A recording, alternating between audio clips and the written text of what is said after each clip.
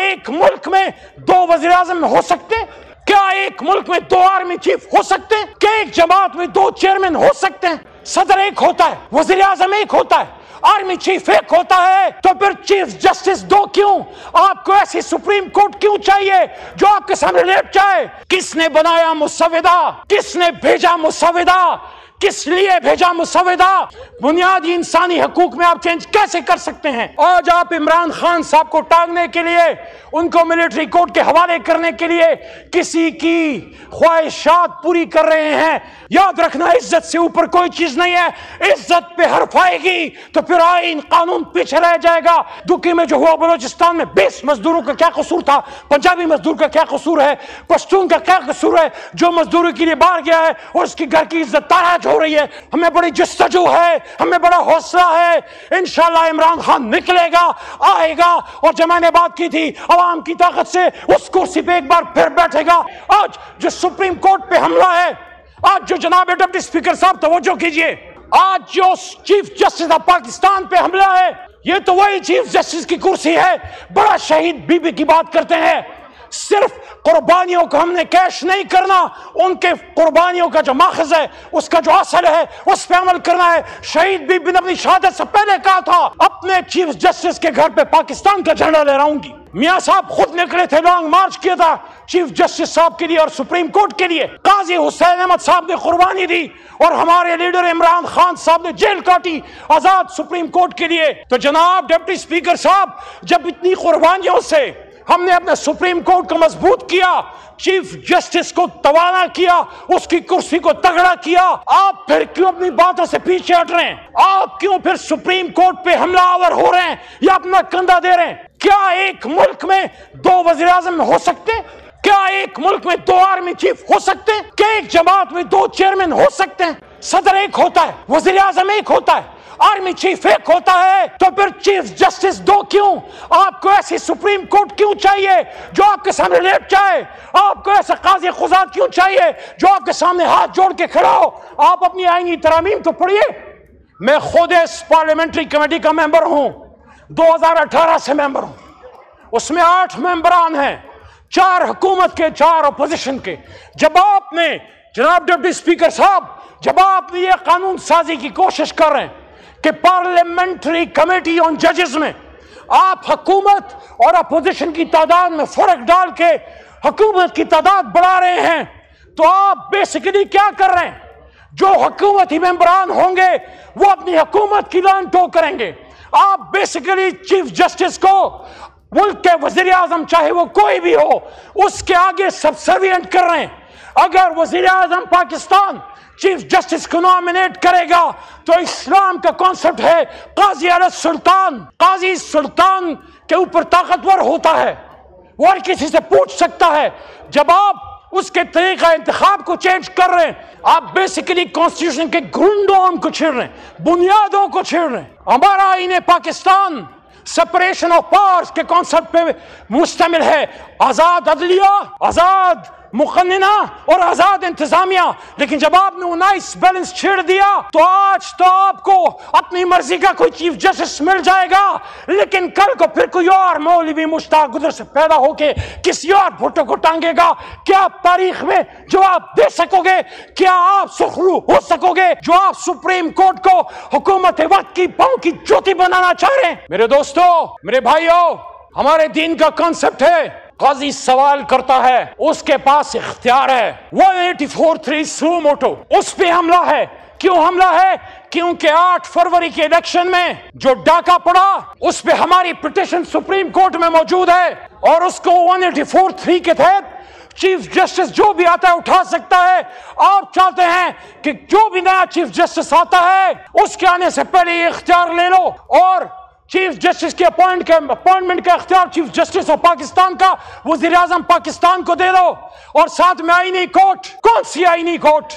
किस लिए आईनी कोर्ट, किस तरह की आईनी कोर्ट? आप मुझे बताइए, 2008 से 2013 तक आसिफ अली जरदारी साहब सदर पाकिस्तान नहीं थे? राजा साहब जब भी गुफ्तगू फरमा रहे थे, साबिक वज़ीर आज़म, आप वज़ीर आज़म नहीं थे?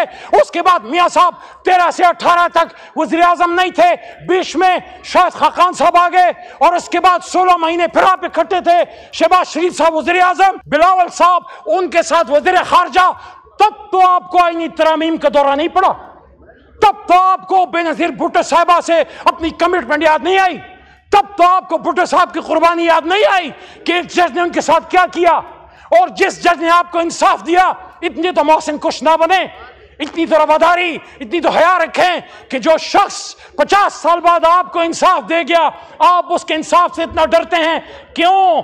आपको अपनी मर्जी का इंसाफ चाहिए। 50 साल बाद अगर भुट्टो को इंसाफ मिल गया तो पिछले साल का इंसाफ नहीं होना चाहिए। और ये किसने कहा है कि जो आ रहा है वो किसी को इंसाफ देगा? इंसाफ तो रब करीम देगा। मैं आपसे ये कह रहा हूं, खुदारा आप आईनी तरामीम लाइए, हम उसके लिए बात करने के लिए तैयार है, लेकिन इस ऐवान में लाइए, अंधेर कमरों में नहीं, किसी की मर्जी मंशा पे नहीं। रात के 1-2 बजे जब इस हुकूमत का बरएनाम लॉ मिनिस्टर मीडिया के सामने ये कहता है कि मुझे तो मुसव्विदा मिल गया, आप मुझे बताइए मुसव्विदा, आगा साहब मुसव्विदा कहां से आया? मेरी मालूमात के मुताबिक, मैं भी एक छोटा मोटा मिनिस्टर रहा हूं इस हुकूमतों में, मेरी मालूमात के मुताबिक लॉ मिनिस्टर जब कानून बनाता है वो कैबिनेट की अप्रूवल से, वज़ीर आज़म की मंशा से उसकी लॉ डिवीजन बनाती है। लॉ मिनिस्टर को कभी ये नहीं कहना पड़ता कि मुझे मुसव्विदा मिल गया। कहां से मिला मुसव्विदा? किसने बनाया मुसव्विदा? किसने भेजा मुसव्विदा? किस लिए भेजा मुसव्विदा? मैं पीपल्स पार्टी पे मेरा बड़ा सवाल है, क्योंकि जिससे तवक्को होती है उसी से सवाल होता है। आप कहते हैं हमने आईने पाकिस्तान बनाया, बिलावल साहब आज नहीं है, वरना मैं मोहतरम बिलावल साहब से पूछता कि और तो कोई करे तो करे, आपकी जमात, भुट्टो साहब की जमात कैसे आर्टिकल 8 में चेंज कर सकती है? फंडामेंटल राइट्स को कैसे आप चेंज कर सकते हैं? मिलिट्री कोर्ट्स के हक में कैसे आप बात कर सकते हैं?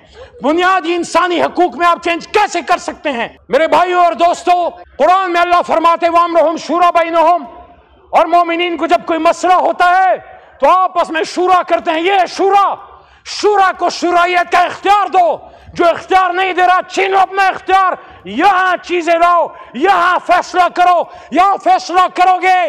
हम वो मुसव्विदा इमरान खान के सामने लेके रख देंगे कि खान साहब ये कहीं से आया नहीं है, डिक्टेट नहीं हुआ, ये बुनियादी इंसानी हकूक के खिलाफ नहीं है, ये आपको मिलिट्री कोर्ट के हवाले करने के लिए नहीं है, ये पाकिस्तान में इंसाफ के लिए है, आइन को बेहतर करने के लिए हम उनको कायल करेंगे। वो भी इंसाफ के नाम पे जमात बनाए बैठा है। लेकिन आज अगर यहाँ पे इस ऐवान में आप ऐसे कवानीन पास कर रहे हैं जिसके लिए कल आप तारीख के सामने शर्मसार होंगे।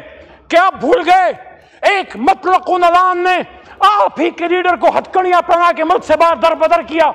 हाँ, मेरा लीडर दरबदर होने के लिए तैयार नहीं है, वो खड़ा है, वो ढील नहीं ले रहा, वो कहता है मैं खड़ा हूं, मैं नहीं जाऊंगा, मुल्क छोड़ के नहीं जाऊंगा।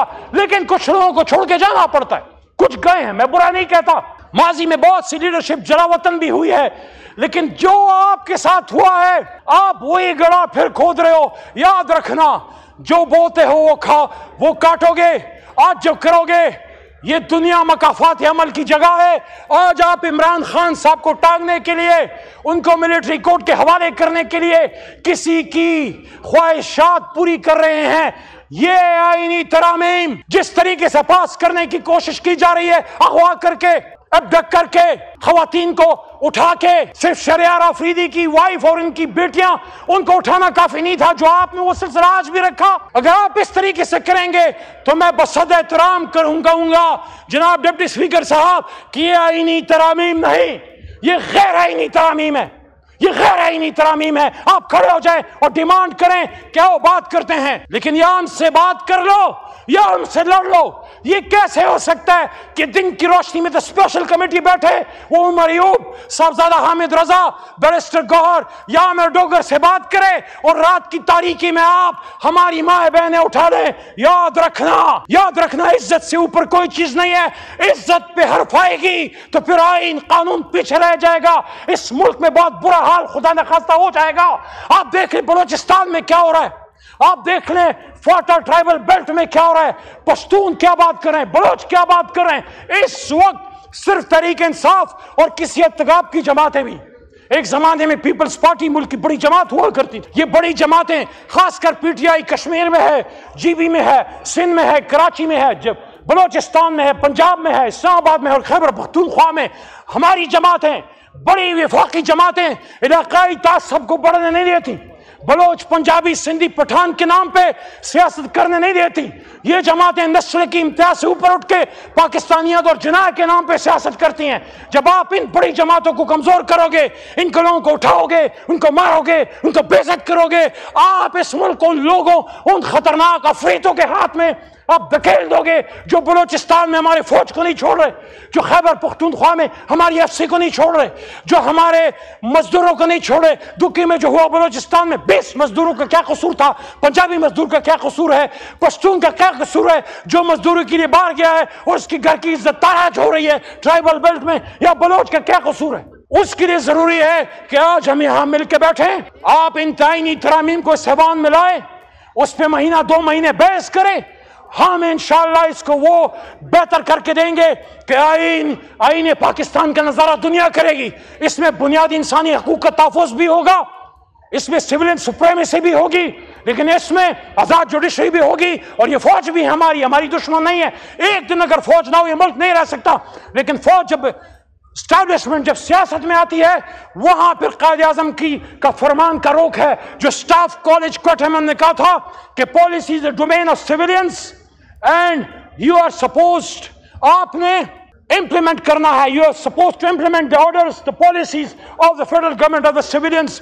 پالیسی ہم نے بنانی ہے، مل کے پاکستان کو مضبوط کرنا ہے، لیکن اگر یہ نہیں کرو گے اغوا کاری جاری رہے گی، ابڈکشن جاری رہے گی، ڈس اپیئرنس جاری رہے گی۔ آج یہ پورے ایوان میں پیچھے دیکھ لیں، آپ تو بیٹھے، یہ میرے پیچھے پورا ایوان خالی ہے۔ آج جناب ڈپٹی اسپیکر صاحب، دہشت گرد کھلے پھر رہے، قاتل کھلے پھر رہے، ڈاکو کھلے پھر رہے، لیکن ایمنیز اپنی جان بچاتے پھر رہے ہیں۔ یہ کرسیوں پہ آپ کے بھائی بہن بیٹھا کرتے تھے اور پھر آئیں گے انشاءاللہ، لیکن آپ سوال تو کیجئے یہ کیا وجوہات ہیں؟ اگر آئینی ترامیم اتنی اچھی ہیں، پاکستان کے لیے بہتر ہیں، تو ان کو اغوا کیوں کرنا پڑ رہا ہے؟ ان کے ضمیر کیوں خریدنے پڑ رہے ہیں؟ ان کی بیٹیاں کیوں اٹھانی پڑ رہی ہیں؟ ان کے بچوں کے گوشت کو کیوں نوچا جا رہا ہے؟ یہ آپ کسی کے بدن کے گوشت کو نہیں نوچ رہے، آپ سیاست کے اس مردہ ضمیر بدن کو مزید تاریک کر رہے ہیں۔ آپ مت نوچنے دو سیاست کے اس چہرے کو، مزید جتنا نوچ چکے وہ کافی ہے، اور شہادتیں مت دینے دو اور پاکستان کو تباہ مت ہونے دو۔ آخری بات، اے چاند یہاں نہ نکلا کر، یہاں الٹی گنگا بہتی ہے، اے چاند یہاں نہ نکلا کر، یہاں الٹی گنگا بہتی ہے۔ اس دیش میں اندھے حاکم ہیں، نہ ڈرتے ہیں، نہ نادم ہیں، نہ لوگوں کے وہ خادم ہیں۔ ہاں ہے اس دیش میں کاروبار بہت، ہاں اس دیش میں کاروبار بہت، اس دیش میں گردے بکتے ہیں، اس دیش میں گردے بکتے ہیں۔ کچھ لوگ ہیں علی شان بہت، اور کچھ کا مقصد روٹی ہے۔ اے چاند یہاں نہ نکلا کر، لیکن ہم مایوس نہیں ہیں، ہم اپنے اللہ پہ ہمیں یقین ہے، ہمیں یقین ہے جس قوم نے ہم نے بھیجا ہے، ہمیں بڑی طاقت ہے، ہمیں بڑی جستجو ہے، ہمیں بڑا حوصلہ ہے۔ انشاءاللہ عمران خان نکلے گا، آئے گا، اور جو میں نے بات کی تھی عوام کی طاقت سے اس کرسی پہ ایک بار پھر بیٹھے گا، لیکن وہ تب ہوگا، اور پاکستان میں جمہوریت تب مضبوط ہوگی جب ہم ایک دوسرے کو اغوا کرنا، بلیک میل کرنا، عزت تاراج کرنا اگر ہماری طرف سے ہوا ہے وہ بھی غلط ہے، اگر ہماری طرف سے کسی کا دروازہ توڑا گیا وہ بھی غلط ہے، اگر ہماری طرف سے ہماری حکومت میں رات کو کسی کو اٹھایا گیا وہ بھی غلط ہے۔ لیکن آج آئین سازی کے نام پہ جو پاکستانی لیڈرشپ، پاکستانی عوام کا مذاق اڑایا جا رہا ہے، میں سمجھتا ہوں پوری دنیا کے سامنے ہمارا چہرہ شرم سے شرمسار ہے کہ آج پاکستان میں آئین سازی کی بات ہو رہی ہے ڈپٹی اسپیکر صاحب، اور آدھا ایوان خالی ہے۔